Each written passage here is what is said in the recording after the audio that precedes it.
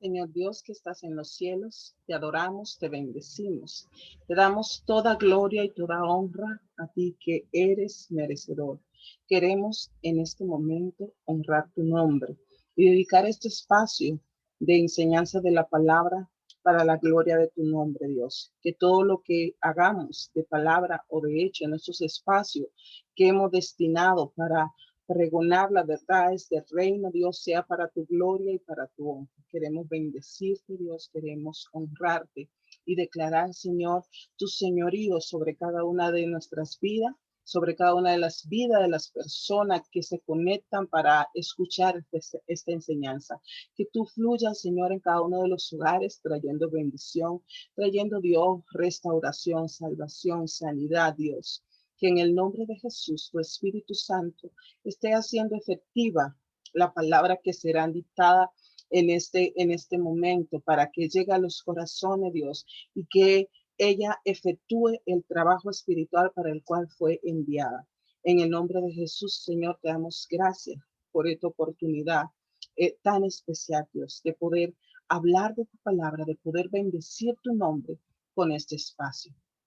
Mis queridos hermanos, amigos que se conectan a este espacio, le damos la bienvenida una vez más a nuestro espacio de la enseñanza de la palabra. Y recordando que estamos en el canal de YouTube, CISA La Verdad _TV, para que pueda acceder a lo que son las enseñanzas que tenemos algunos meses que hemos estado impartiendo, que son de gran importancia para el crecimiento y el desarrollo cristiano. Estamos dando una explicación de temas específicos, los cuales llevan una secuencia por semana.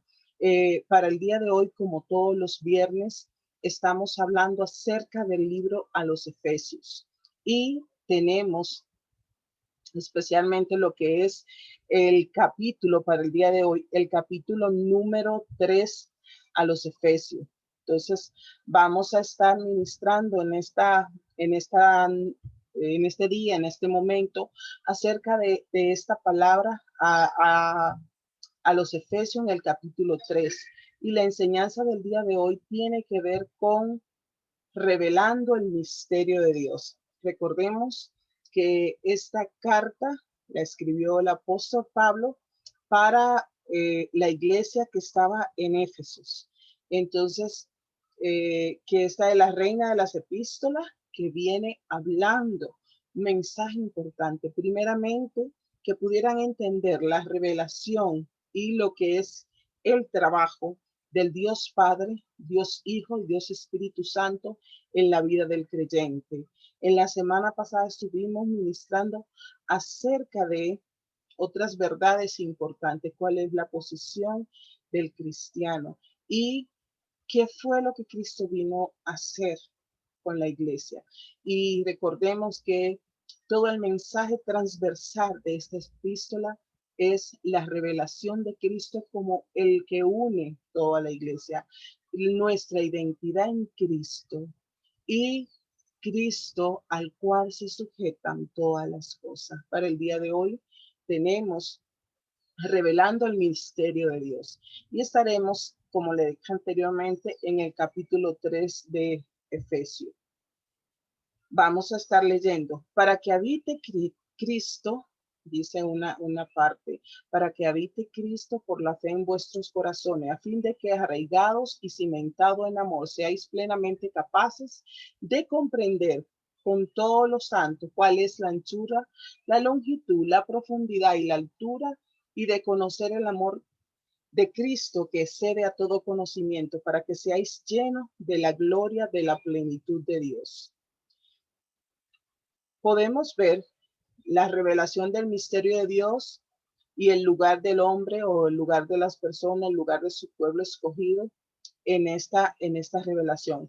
Y en estos versículos que están más adelante, vamos a empezar a partir del versículo 1, pero en el 17 al 19 revela el mensaje esencial, que es lo que se pretende, que Cristo habite en nuestros corazones y que estemos arraigados, cimentados en amor y que seamos arraigados donde en su palabra, que la palabra es la verdad, para que podamos comprender realmente y conocer el amor de Dios para con su pueblo, el cual se le dice todo conocimiento. Pablo inicia con un prefacio este capítulo diciendo, por esta causa yo, Pablo, prisionero de Cristo Jesús, por vosotros los gentiles, si es que han oído de la administración de la gracia de Dios que me fue dada para con vosotros, que por revelación me fue declarado el ministerio, como antes lo he escrito, brevemente leyendo, lo cual podéis entender cuál sea mi conocimiento en el ministerio de Cristo, misterio en que otras generaciones no se le dio a conocer a los hijos de los hombres, como ahora es revelado a sus santos apóstoles, profeta por el Espíritu. Entonces, en este momento, Pablo estaba en prisión en Roma. Estaba bajo un arresto domiciliario que no podía moverse de allá. Recordemos que él sufrió por muchas ocasiones encarcelamiento por causa de la palabra.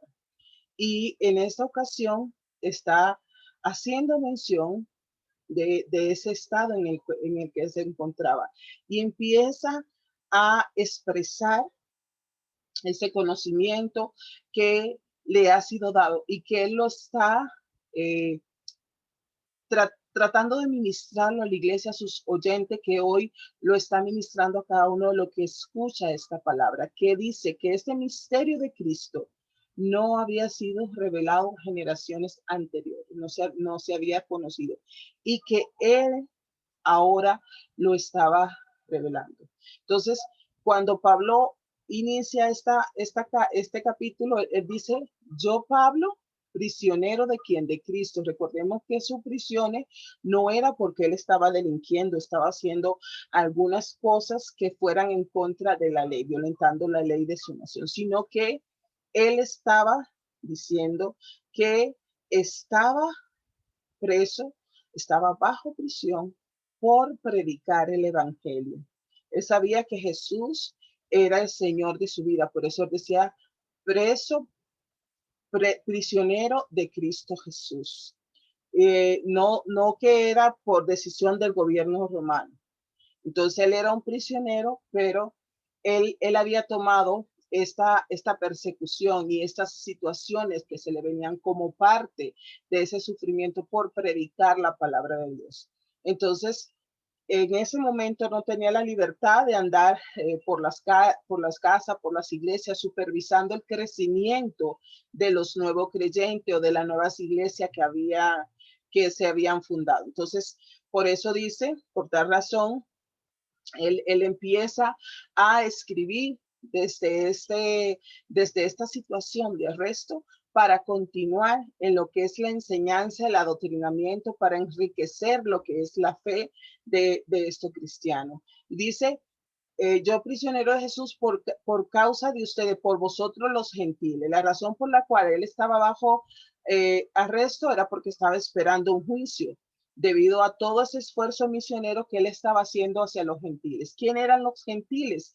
Son las personas en ese momento que no pertenecían al pueblo de Israel, que no son judíos. Entonces, ya el evangelio, recordemos que Jesús había dado un mandato. Primeramente, me serán testigos en Jerusalén, en Samaria, hasta lo último de la tierra, que el evangelio sea destinado a toda la nación, a toda raza, a toda lengua, que le llegue esta palabra. Entonces, Pablo empieza este trabajo misionero a las habitantes de todas las ciudades alrededor que no necesariamente eran judíos y por eso se hablaba de ellos como gentiles.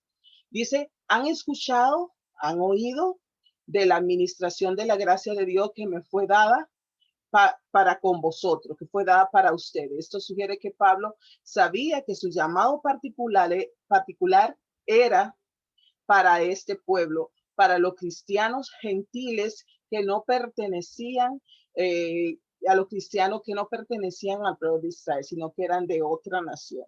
Entonces, cuando él habla de esta palabra de administración, habla de que estaba implementando el plan de Dios en cada una de las iglesias que él estaba levantando. Podemos ver que nos dice en Efesios 1:9, dándonos a conocer el misterio de su voluntad según su beneplácito, el cual se había propuesto en sí mismo, o sea, por su sacrificio. Entonces, dice que por revelación han oído la administración de la gracia de Dios que me fue dada para con vosotros por revelación. Pablo quería que estos cristianos, que estos creyentes, supieran que no estaba inventando todas las enseñanzas que le estaba enviando acerca de la identidad del cristiano como hijo, la identidad del cristiano como el cuerpo que es la iglesia de Cristo. Esto él está diciendo, lo recibí por revelación, no fue una invención mía. Dios me ha dado esta revelación. Yo soy un mensajero de Dios. Yo le estoy trayendo esta verdad y que le costó a Pablo mantenerse en este ministerio muchas persecución, mucho encarcelamiento, muchas vicisitudes. Y él no iba a inventar todas estas cosas, sino que él estaba seguro, consciente de que estaba llevando un mensaje revelado por Dios. Entonces, en el principio Pablo describía que era un misterio, pero y que aún así era un poco desconocido. Sin embargo, dice que anteriormente esto no se le había declarado a, al pueblo, esto no se le había declarado a ningún hombre a las generaciones pasadas. Entonces, podemos ver a Pablo, que él mismo se describe como hebreo, como fariseo, que en algún momento fue perseguidor de la iglesia, que fue un principal en ese ministerio, que Dios lo había puesto para hacer ese enlace o esa amistad entre lo que es el pueblo judío y el pueblo no judío, bajo la cobertura de lo que es la iglesia de Jesucristo. Dice, por revelación me fue dado este ministerio. Pablo no dudó en declarar que a él le fue dado este ministerio y que no solo lo podemos ver en esta parte de Efesios 3:1, sino que lo vemos en Hechos 11:18, donde él habla que, y está consistente con la profecía del Antiguo Testamento, que dice, poco es para mí que tú seas mi siervo, y para levantar la tribu de Jacob, y para restaurarle al remanente de Israel. También te di por luz de las naciones, para que sea mi salvación hasta los postreros día de la tierra. Y la palabra específica de Jesús en Hechos 1:8 dice, y recibiréis poder cuando hayas recibido sobre vosotros el Espíritu Santo y me seréis testigo en Jerusalén, en toda Judea, en Samaria y hasta lo último de la tierra. Entonces, aquí vemos que en Isaías 49:6 estuvo hablando de este misterio, del mensaje que sería extendido no solamente a la nación de Israel, a Jerusalén, sino que hasta lo último de la tierra, y luego lo corrobora Jesucristo en Hechos 1:8. Dios utilizó a Pablo para declarar específicamente cómo los judíos y los no judíos pueden estar unidos como un solo cuerpo en Cristo Jesús. Entonces, esto sugiere que por medio de otro que quizás o detalladamente o específicamente trajeran el mensaje no iba a ser posible, pero él está tratando de decirle, ahora aquí lo importante es que Cristo vino, hizo un sacrificio perfecto y él abrió, o sea, abrió el templo, rompió el velo y ya tenemos acceso directo al Padre. Pablo confiaba en que sus lectores iban a entender lo que Dios les reveló a él acerca de esta verdad, que ya no eran que uno es judío, que uno de otra nacionalidad, sino que ahora están unidos por el sacrificio y la sangre de Jesucristo, que ahora hay una iglesia de la cual Cristo es la cabeza. Dice que no se le dio a conocer a, hijo de los hombres, como ahora se le estaba revelando. Entonces, la naturaleza de la unión del pueblo judío con el no judío es un nuevo cuerpo que no se dio a conocer antes, una nueva estructura de lo que significa la adoración a Dios, lo que Dios espera. Entonces, en el Antiguo Testamento, la salvación para el pueblo no judío estaba profetizado en el Mesías, pero nunca se habla de la unión entre los judíos y los pueblos no judíos en la iglesia. Entonces Pablo empieza a describir lo que es este misterio. A partir del versículo 6 podemos leer que los gentiles son coherederos, o sea, el pueblo no judío, y miembro del mismo cuerpo, y copartícipes de la promesa de Cristo Jesús por medio del Evangelio, del cual yo fui hecho ministro por el don de la gracia de Dios que me ha sido dada según la operación de su poder. Entonces dice que los gentiles, el pueblo no judío, son coherederos y son miembros del mismo cuerpo. Esto en sí describe el misterio, el creer que los judíos y que los gentiles unidos en el mismo cuerpo de Cristo, en una iglesia, y que ya no están separados delante de Dios como tales. Ya no hay dos pueblos, sino que en Cristo Jesús se hace un solo cuerpo, un solo pueblo. La verdad de este ministerio significa que los no judíos somos ahora partícipes de la promesa, y dice que son partícipes de la promesa de Cristo por medio de qué? Por medio del evangelio, que ya no está reservado solamente para los judíos creyentes, sino que por lo que Cristo hizo, que vino a escoger para sí un pueblo de toda tribu, nación y lengua.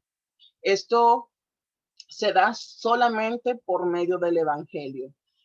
Donde todos los hombres tienen la misma posición equivalente en Cristo Jesús. Ya no hay una de tal o cual categoría, sino que todos ahora en la misma posición son cuerpo de Cristo, son parte de esa iglesia.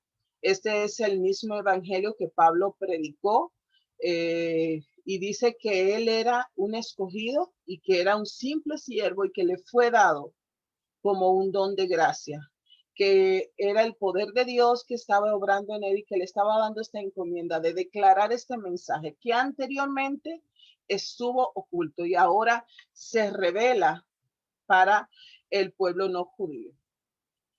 A mí, continúa diciendo versículo 8, perdón, a mí que soy menos que el más pequeño de todos los santos, me fue dada esta gracia de anunciar entre los gentiles el evangelio de la inescrutables riqueza de Cristo y de aclarar a todos cuál sea la dispensación del misterio escondido desde siglos en Dios, que creó todas las cosas.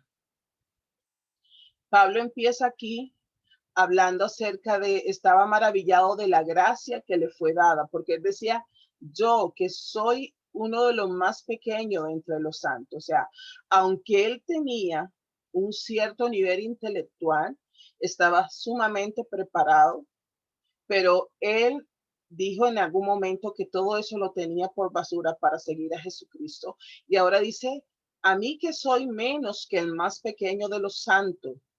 Estaba entonces maravillado de que cómo Dios le había escogido con su gracia, cómo le había dado esa gracia y cómo le había llamado a predicar el evangelio, el cual hacía esa realidad de poder llegar a diferentes iglesias, levantar diferentes iglesias, llegar a diferentes personas. Entonces, cuando se considera lo que es la historia personal de Pablo, vemos que en verdad su llamado fue de todo por gracia. Pablo, antes de servir a Jesucristo, era, como él lo explica anteriormente, era un perseguidor de la iglesia. De hecho, a los primeros discípulos o apóstoles, él lo estuvo persiguiendo y mató a varios de ellos, apedreado, crucificado, porque estaban predicando el evangelio. Y es que por gracia Dios escoge a Pablo y le encomienda este ministerio de anunciar su palabra y ser testigo en el pueblo no judío. Dice que a él que es uno dice, más pequeño de todos los santos, Dios lo escoge para anunciar la buena nueva. La predicación de Pablo era simplemente la anunciación de la buena noticia de que Dios había hecho una obra redentora a través de Jesucristo. Dice que para que puedan conocer cuáles son las inescrutables riquezas de Cristo. Su misterio es como una gran riqueza para el pueblo no judío. Ellos ahora pueden venir delante de Dios y tener esa posición, la cual en otro tiempo solamente era para el pueblo judío. Entonces ahora de cualquier nación, cualquier tribu, cualquier lengua, tiene la oportunidad, si escucha esta palabra y Dios pone en su corazón la fe, de ser atraído al Señor y entrar en ese pacto de gracia. Entonces, ahora podemos venir delante de Dios porque ya Cristo rompió el velo que separaba al pueblo. Dice, y para declarar a todo cual sea la dispensación del ministerio, habiendo sido encomendado con tales riquezas. La pasión de Pablo era dar a conocer el evangelio. A él le apasionaba, y vea cómo expresa aquí, me han encomendado tales riquezas, porque lo más importante, lo más valioso que puede acontecer a un ser humano es que le sea revelada la riqueza del evangelio y que este llegue a su corazón y que esta palabra germine en su corazón y que se haga efectiva y que entre en ese pacto de salvación. Por eso a Pablo le apasionaba dar a conocer el evangelio a toda persona. Él quería que se pudiera ver en la iglesia ese compañerismo y esa unión de predicar la palabra. Y él habla de esta enseñanza, de lo que él estaba haciendo para con el pueblo no judío como un misterio, debido a que era desconocido hasta que Dios los reveló. Dice, y la dispensación del misterio. Esto demuestra que no solo son hechos para conocer, sino también una vida para vivir, que es, estoy revelando un estilo de vida diferente para vivir en Jesús y que se puede compartir con otros creyentes no judíos. Estaba tanto enseñando al pueblo judío para que tuviesen esa apertura, así como para el pueblo gentil que pudiera, el pueblo no judío que pudiera abrazar la fe. Entonces, y que no existiera ninguna separación entre un pueblo y otro. Dice que estuvo escondido ese misterio por los siglos. Entonces, la fuerza principal de esta idea es que genuinamente hay algo nuevo en el nuevo pacto. Recordemos que el antiguo pacto era exclusivo para el pueblo de Israel y solamente estaban estos lineamientos para este pueblo y que ahora en el nuevo pacto que hay algo nuevo y es que está esa apertura por lo que Cristo hizo en la cruz del Calvario para que hoy nosotros tuviésemos esta palabra, pudiésemos escuchar esta palabra para que el Señor toque nuestros corazones y ponga en nosotros la fe y que podamos creer en esta verdad y poder ser añadido al pueblo de Dios. Entonces, somos ahora parte de esa simiente de salvación que antiguamente, de acuerdo a la ley mosaica, no nos correspondía. A partir del verso 10 al 12, el apóstol Pablo empieza a explicar lo que es el propósito del misterio. ¿Para qué fue que se declaró este misterio?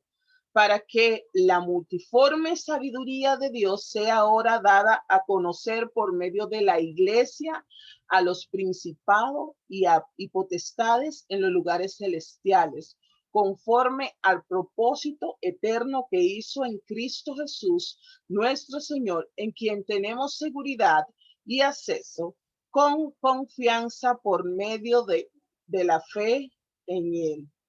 ¿Para qué fue? ¿Cuál fue el propósito? ¿Cuál fue el fin? ¿Cuál fue el objetivo de ese misterio? Dios es un ser de infinita sabiduría y gloria. Él quiere que sus criaturas conozcan su gran y multiforme sabiduría, para que la multiforme sabiduría de Dios sea ahora dada a conocer. ¿Por qué? Por medio de la iglesia.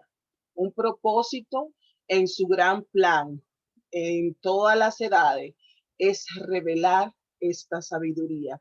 Entendiendo el carácter de Dios, podemos decir que esto no es por motivo egoísta o por vanagloria, o como podríamos nosotros pensar, sino que Dios hace esto para gloria de sus criaturas, debido a que la gloria de la criatura está directamente conectada a la gloria de su creador. Entonces Él quiere revelar la multiforme sabiduría a cada uno de sus hijos a través de la iglesia. Entonces, aquí especifica Pablo qué es por qué Dios quiere, porque Dios ha traído esta revelación del misterio para que podamos conocerle tal y como Él es. Dado a conocer por medio de la iglesia. ¿A quiénes se le da a conocer? A los principados y a la potestad. Esto explica el cómo Dios revela su sabiduría, a quien Él se la revela.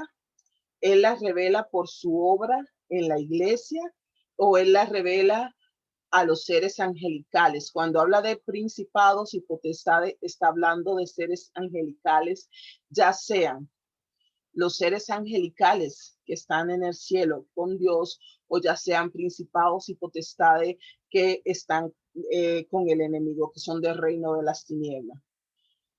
Esto significa que los seres angelicales están interesados y son instruidos por la vida de los cristianos. De acuerdo a lo que Pablo está hablando o estableciendo en estos versículos. Este es el por qué la conducta de la iglesia es tan importante, debido a que los seres angelicales, tanto lo de la luz como lo de las tinieblas, están viendo. Y la intención de Dios es el enseñarle por medio de nosotros algunos, el mensaje de la luz. Y algunos pasajes que respaldan esto lo podemos ver. Primera de Pedro 1:12. A este se le reveló que no para sí mismo, sino para nosotros, administraban las cosas que ahora les son anunciadas por los que lo han predicado el evangelio por el Espíritu Santo enviado del cielo, cosas en las cuales anhelan mirar los ángeles. En 1 Timoteo 5:21 dice, te encarezco delante de Dios y del Señor Jesucristo y de sus ángeles escogidos, que guarde estas cosas sin prejuicio, no haciendo nada con parcialidad. Entonces, la conducta, lo que está pasando, la conducta de la iglesia, del cuerpo de Cristo es importante. Es importante porque Dios está diciendo, la intención de Dios es enseñar el testimonio de este ministerio, de esta unidad que tenemos, de esta identidad que tenemos en Cristo, aún a los ángeles, tanto los ángeles de luz como los ángeles de las tinieblas. El misterio revela y lleva más allá el propósito eterno de Dios en Jesús, que fue previamente descrito en Efesios 1:10, que hablaba que en la plenitud de los tiempos, en el cumplimiento de los tiempos, Dios reunirá todas las cosas. Habla que esencialmente va a sumar todas las cosas en Jesús. Existe un sentido en el cual Pablo puede decir que este propósito eterno ya se hizo. Su cumplimiento es certero, como se muestra por la obra inicial de reunir tanto al pueblo no judío como al pueblo judío en la persona de Jesús. Así que se puede hablar de que ya esto está terminado, porque hablaba de que Efesios 1:10 hablaba de que todas las cosas se iban a sumar y se iban a hacer una en Cristo Jesús. Y habla por medio de la fe en Él. El hecho de que esta unidad se muestra, la verdad es que tenemos una identidad, una seguridad, un acceso y una confianza delante de Dios, la cual no tiene nada que ver con nuestra nacionalidad, ni con nuestra raza, ni con nuestra lugar donde nosotros pertenezcamos, ni con nuestra cultura, sino que solamente a través de la fe en Jesucristo pasamos a ser parte de ese pueblo. Y el propósito del Padre es reunir todas las cosas bajo la autoridad en Cristo Jesús. La participación personal de Pablo en este misterio que viene hablando de esa revelación del evangelio a el pueblo no judío, dice el versículo 13, por lo cual pido que no desmayen a causa de mis tribulaciones. Recordemos que él estaba encarcelado por ustedes, las cuales son vuestra gloria. A pesar de que estaba bajo arresto por el bien del evangelio, Pablo le pide a sus lectores que no se desanimen, que no, eso no desmayen, no se desanimen, no sientan frustración. Pablo no quería que ellos se hubiesen desanimado por su situación, debido a que Pablo aún estaba siendo utilizado en el servicio del plan eterno de Dios. Pablo escribió esta carta, como decíamos desde el principio, desde la prisión. Él vivió toda su vida con una pasión por traer salvación a su pueblo, tanto a los judíos como al pueblo no judío. En una visita estratégica a Jerusalén, él tuvo la oportunidad de predicar a una muchedumbre cerca del monte del templo. Esto lo podemos ver en Hechos 21. Pero la oportunidad terminó en un desastre debido a que la multitud judía no soportaba la idea de que las buenas nuevas del Mesías se le predicara a un pueblo que no era judío. Entonces, cada vez que Pablo iba con este mensaje dentro del mismo pueblo judío encontraba mucha persecución y mucha dificultad. Entonces, toda esta revuelta pone a Pablo en un dilema legal en donde él utilizó su derecho como ciudadano romano, apeló al César. Ahora Pablo estaba prisionero en Roma esperando su juicio delante de César. Y allí, debido a que él sabía que Dios quería que él compartiera este misterio, que compartiera las buenas nuevas del Mesías con el pueblo no judío, él no le daba ningún temor seguir predicando, y aún desde la prisión seguía enviando las cartas con las enseñanzas y la doctrina para el pueblo. Pablo estaba siendo utilizado y quizás en una manera más grande de lo que él se pudo imaginar. Este encarcelamiento romano produjo lo que fueron la carta a los Efesios, la carta a los Colosenses, a Filipenses, a Filimón, y todo esto ciertamente tiene un lugar en el plan de Dios. En Dios las cosas no son casualidades, sino que todo está en su plan. De la misma manera, cada uno de nosotros tiene un lugar en el servicio y en el plan eterno de Dios.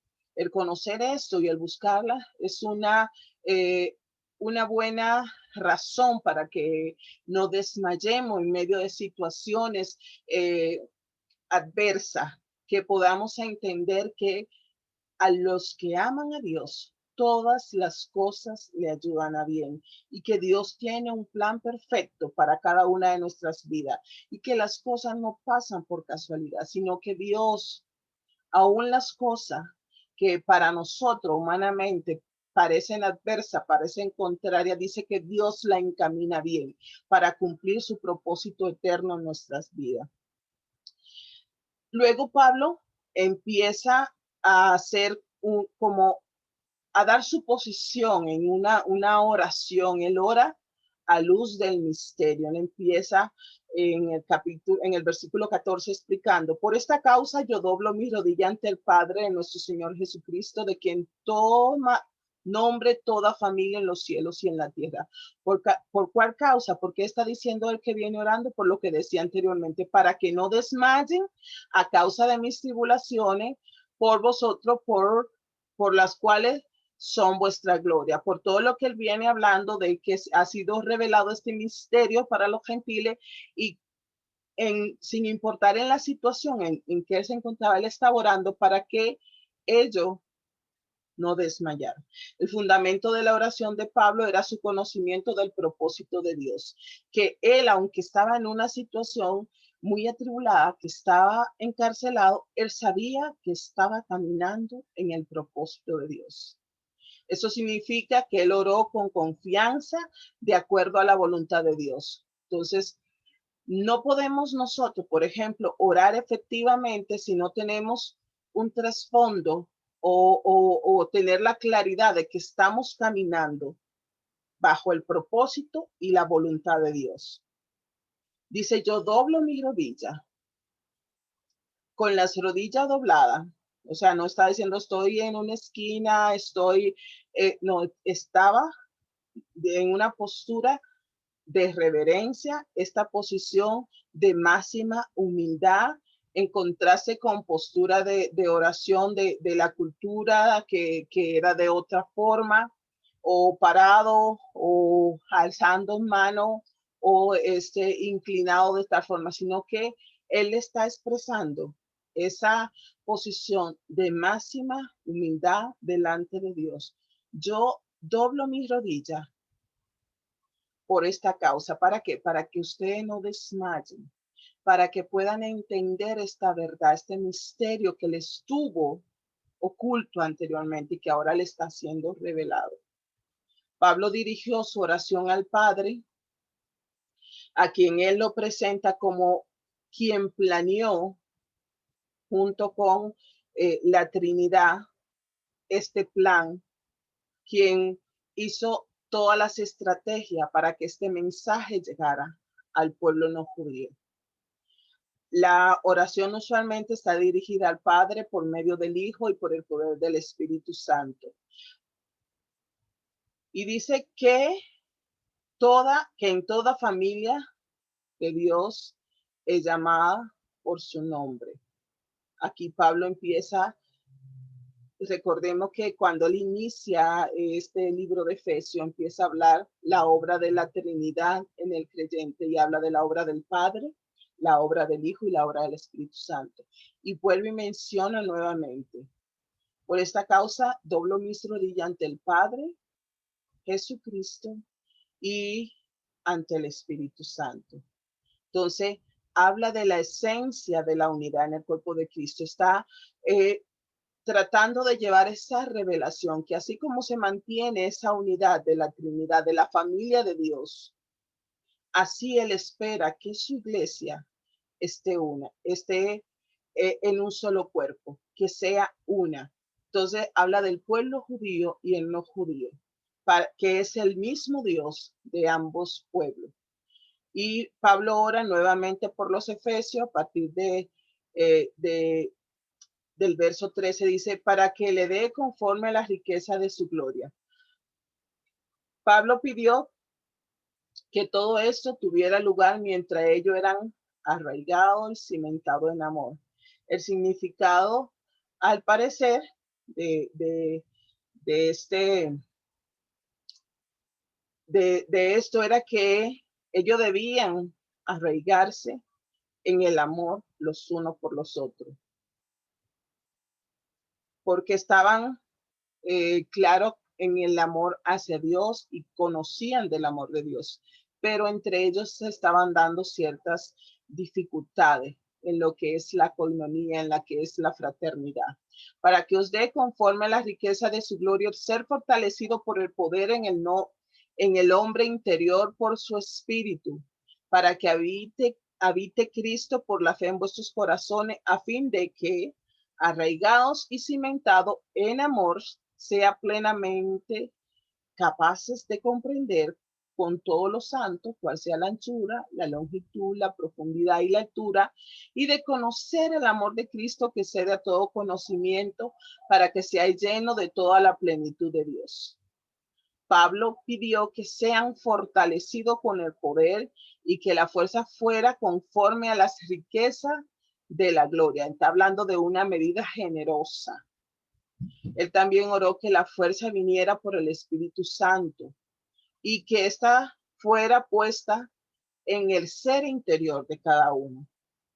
Tenemos un ser interior, recordemos que nosotros somos espíritu, alma y cuerpo.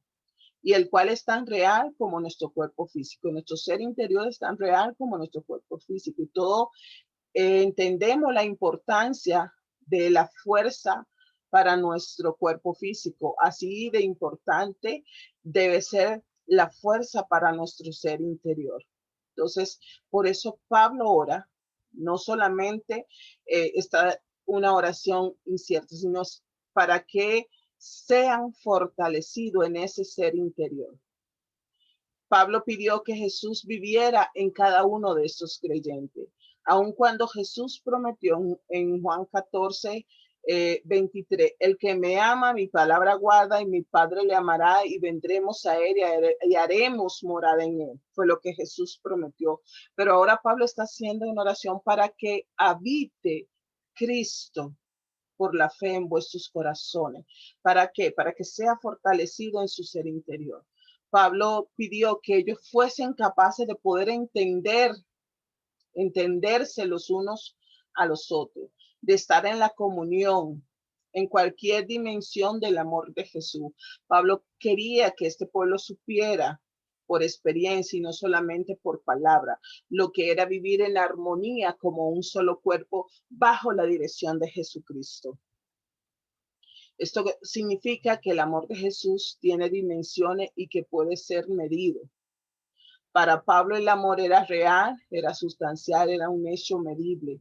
Él lo había considerado de esta manera y era evidente que era muy real para él y que sin importar lo que sea para otro, como ellos lo estaban interpretando, como ellos lo estaban viendo, le estaba diciendo, esto es una situación real. Debemos ser cimentados en ese amor, debemos arraigarnos en ese amor los unos por los otros, para que podamos realmente dar testimonio que estamos unidos por Cristo, de conocer ese amor. Pablo le escribió de algo que podemos saber.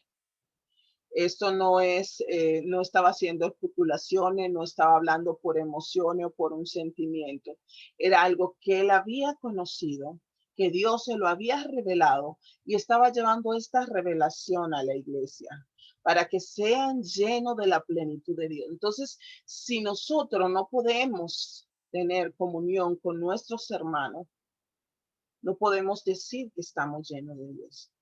Si hay contienda, si hay diferencia, lo que Pablo está enseñando acá, que a la medida que nosotros crecemos en esos lazos de hermandad, de amistad, de amor, como iglesia de Cristo, dice que somos llenos de la plenitud de Dios. Entonces Pablo pide que sean llenos de la plenitud de Dios, que seamos llenos de la plenitud de Dios. Pero para que la plenitud de Dios habita en nosotros, debemos primeramente permitir, como dijo el apóstol Pablo, que habite Cristo en nosotros, que se revele Cristo, la dimensión del amor de Jesús en nuestra vida.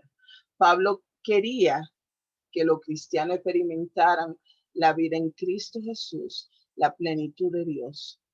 La palabra hoy no es para los efesios, para la iglesia de Cristo, donde Dios te dice que es necesario que experimente la vida en Cristo Jesús, que experimente la plenitud de Dios. En Colosenses 2:9 explica también esta parte. Y el ser lleno de su capacidad con Jesús, del modo que Dios está lleno a su propia capacidad, con su propio carácter y sus atributos. Dios, la plenitud de Dios, su carácter, sus atributos revelados y habitando en cada creyente. Y aquel que es poderoso, luego de que viene la plenitud de Dios a nuestra vida, el apóstol Pablo continúa expresando en Efesios 3, 20, 21. Y aquel que es poderoso para hacer todas las cosas mucho más abundantemente de lo que pedimos y entendemos, según el poder que actúa en nosotros, a él sea la gloria en la iglesia en Cristo Jesús por todas las edades. Ya que Pablo llegó a esta parte, ¿Qué puede ser más sublime o más importante que la plenitud de Dios en cada creyente? Es lógico entonces eh, preguntarse cómo puede suceder esto, cómo puede algo tan alto, tan sublime para nosotros volverse una realidad. Solamente puede pasar porque Dios es capaz de hacer más allá de lo que nosotros pedimos o entendemos. Por eso dice, para que habite, siguiendo el versículo anterior, que era la oración de Pablo, para que habite Cristo y que seamos llenados de la plenitud de Dios. Y él dice, y aquel que es poderoso para hacer todas las cosas mucho más abundantemente de lo que pedimos o de lo que entendemos. Dios es capaz de hacer esto en nuestras vidas. Ahora, este poder actúa en nosotros. Entonces, la única respuesta conveniente a este gran Dios es darle a Él la gloria especialmente en la iglesia. La compañía de sus redimidos y que Él la reciba en esa gloria por todas las generaciones, por todos los siglos, lo que está expresando el apóstol Pablo. ¿Qué, ¿Qué es el mensaje que te ha sido revelado un misterio? Que la verdad ha venido, ha tocado tu puerta, ha tocado tu corazón, ha llegado a tu vida, y que ya no hay diferente pueblo, que en Cristo Jesús hay un solo pueblo, y que para que habite la plenitud de Dios y para que habite el amor de Cristo en nosotros, debemos mantener relaciones fraternas saludables con nuestro prójimo, con nuestros hermanos, que ya no somos varios pueblos, que el propósito de Dios es unir todas las cosas en Cristo Jesús. Y usted y yo hoy estamos unidos por Cristo Jesús. Somos un cuerpo, somos una iglesia, no son varias iglesias, es un solo Señor, una sola cabeza. Y es un cuerpo que está siendo dirigido por Jesús. Dios le bendiga abundantemente. La próxima semana continuamos con el capítulo 4 al libro de los Efesios. Continuamos recibiendo las revelaciones de esta verdad que le fue dada al apóstol Pablo, que en ese momento era para la iglesia de Éfeso y que el día de hoy es para usted y para mí que somos su iglesia. Dios le bendiga y les esperamos la próxima semana. Como le dije al principio, no deje de seguirnos en nuestro canal de YouTube, Cisa la Verdad _TV, para que pueda ver esta enseñanza y las anteriores a esa y aún la que vienen más adelante a través de nuestro canal. Dios le bendiga abundantemente y los esperamos la próxima semana.